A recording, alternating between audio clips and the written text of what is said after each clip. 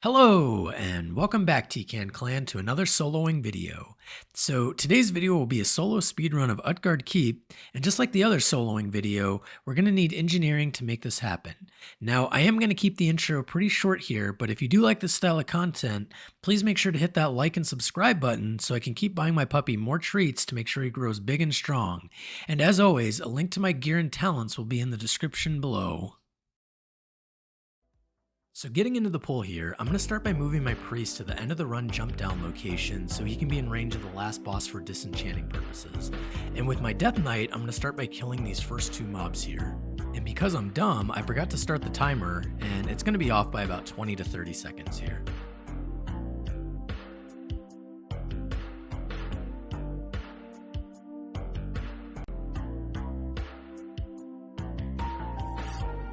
Now, once these mobs are dead, this is probably the hardest part of the whole run. We're going to be skipping the next few rooms all the way up to the first boss, and we'll do this by making sure we're an unholy presence for the movement speed, and then making sure we have our rocket boots equipped.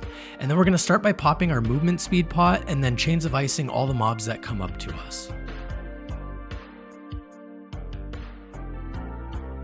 Once we get into the dragon room, we'll pop our vampiric blood for the extra health, icebound fortitude for the damage reduction, and then rocket boots to get through the mobs.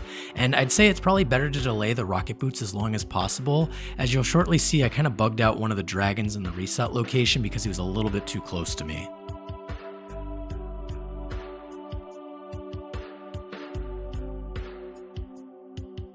And because I was a bit impatient and overconfident in my abilities here, I thought I would just risk doing the jump with him aggroed to me anyways, and you can see how this almost got me killed. So I would just suggest taking the extra time, being patient, and then waiting until the mobs reset to do the jump.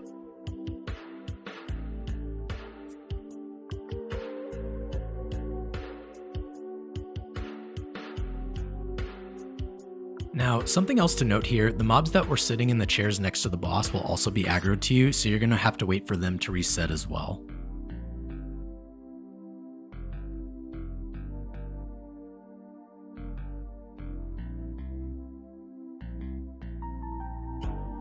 Next, we'll just be clearing out this room like it were normal trash, and I would definitely suggest killing the zombies first since they don't have that much health.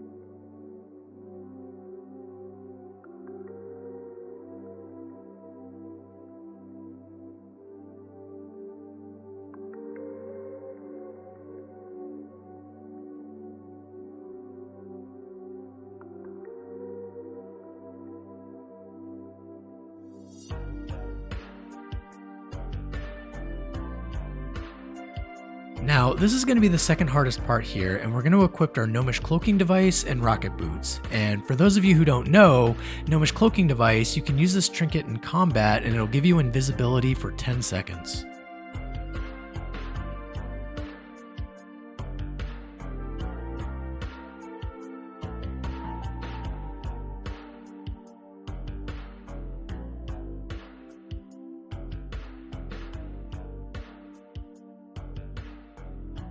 We'll start by running through the packs and then chains of icing the wolves because they detect invisibility and will want them far behind us.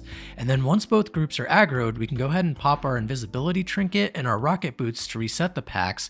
But do note here that the wolves will still stay aggroed, but the other mobs will reset. And if you're feeling super risky, you can go ahead and really delay popping your trinket and try to run through the second boss, and this will end up saving you an invisibility pop. which we'll go ahead and pop here just to get past the second boss.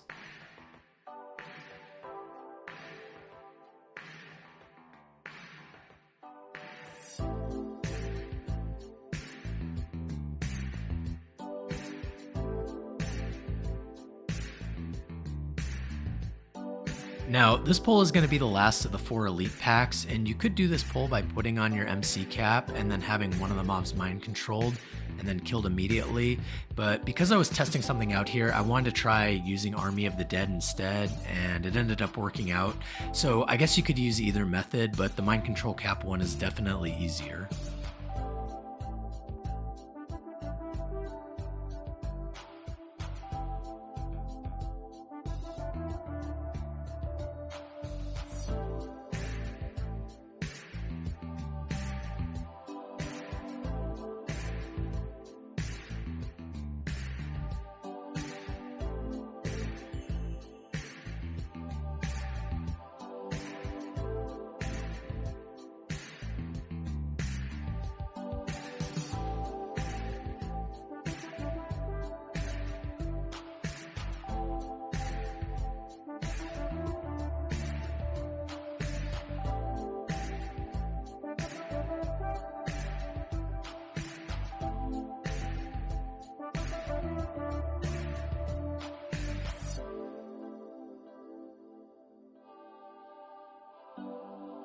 These next few trash pulls are pretty easy, and just kind of like the other ones, you kill the non-elites first, and then after the non-elites are dead, then you go ahead and kill the last 2 elites.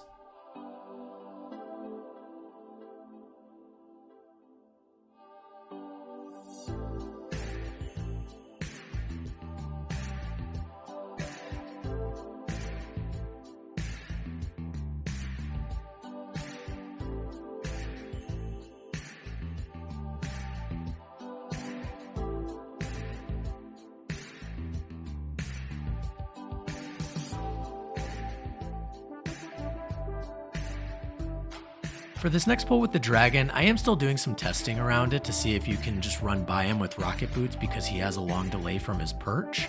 But for the most part, he is still pretty easy to kill. It's mostly just a tank and spank fight. I like to kill the rider first, but there may be an alternate way to get around him to save some time.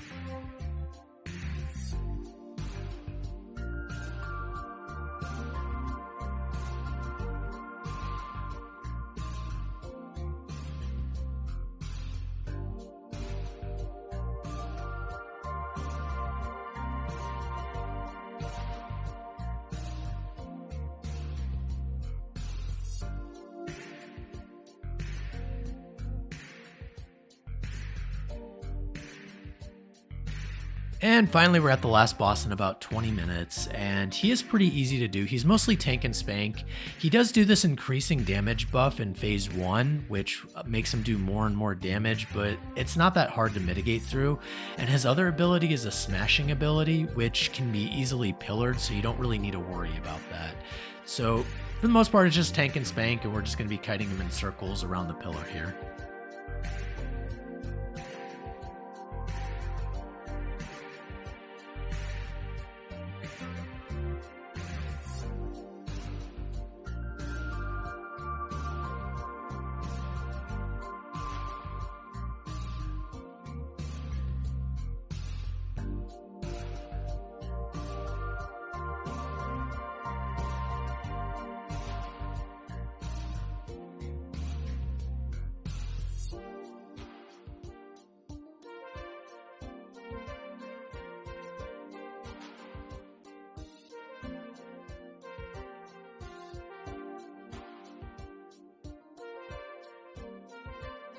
His second phase is pretty much the same as the first phase, except his roar doesn't give him increasing damage. So for the most part, it's just tank and spank, and he will have some increased damage from that buff in first phase, but it does quickly fall off. So I would probably just suggest popping your mitigation right off the start of the second phase until it falls off.